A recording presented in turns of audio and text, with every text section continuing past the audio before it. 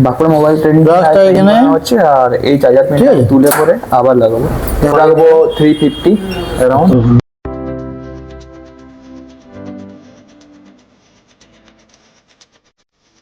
ঠিক আছে, এবারে বোর্ডটি ক্লিন করবো, ইনসোলটা বাইরে দিয়ে ভালো করে এটা ক্লিন করবো।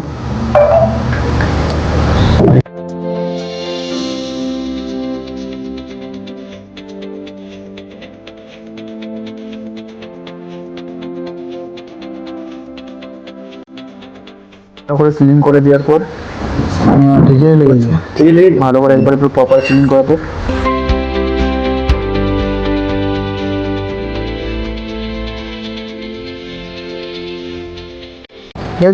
দিয়ে করে এটা ভালো করে একটু ফিল করবেন।